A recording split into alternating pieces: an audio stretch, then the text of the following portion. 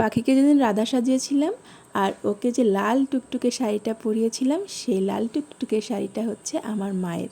আমার বড় মা শাড়ি পরেছে আমার ছোট মায়ের মুখেই শুনেছি কোনো একবার পুজোতে নাকি বাবু এই শাড়িটা মাকে কিনে দিয়েছিল, তাই এই শাড়িটা মায়ের কাছে ছিল খুব যত্নে। অনেকবারই ভেবেছি মার থেকে নিয়ে একবার শাড়িটা পরবো, কিন্তু পরা হয়ে ওঠেনি, তাই আজকে পাখিকেই পরালাম। যখন পাখি জানতে পেরেছে এটা দিদমের শাড়ি, তখন তার খুশি আর কে দেখে। সাজুগুজু করতে পাখি এখন একটু বেশি ভালোবাসে, তাই সাজানোর কথা বললে সে আর একটুও দুষ্টুমি করেনি, কিন্তু একদম লাস্ট মুহূর্তে তোমরা দেখতে পারবে যে লাস্ট ফিনিশিংটা কি হলো।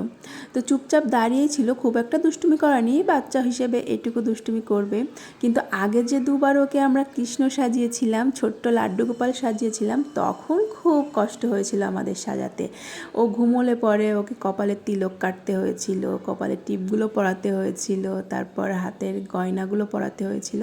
তো এবার ভাবলাম পরপর যেহেতু দুবার ওকে লাড্ডু গোপাল সাজানো হয়ে গেছে, এবার পাখি একটু রাধারানী সাজিয়ে দিই, যেহেতু চুলটা একটু বড় বড় আছে আর শাড়ি পরতে পাখি একটু বেশিই ভালোবাসি ইদানিং সাজুগুজু করতে।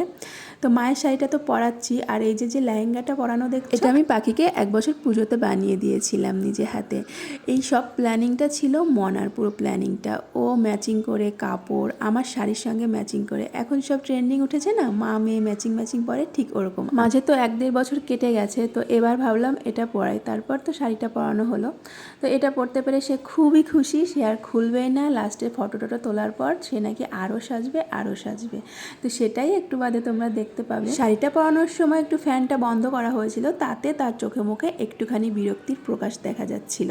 তো ভেবেছিলাম পাখিকে রাধারানী সাজাবো আর ভোলানাথকে লাড্ডু গোপাল সাজাবো, কিন্তু সে কিছুতেই সাজলো না। সে অবশেষে দিদিভাইয়ের সঙ্গে একটু ছাদে গিয়ে 2টো ফটো শ্যুট করেছে। যতই বলি খুব একটা দুষ্টুমি করেনি, কিন্তু একঘেয়েমি এতটা টাইম ধরে তাকে সাজানো হচ্ছে, তাতে তার একটুখানি বিরক্তি হচ্ছে, সেটা চোখ মুখ দেখেই বুঝতে পারছো।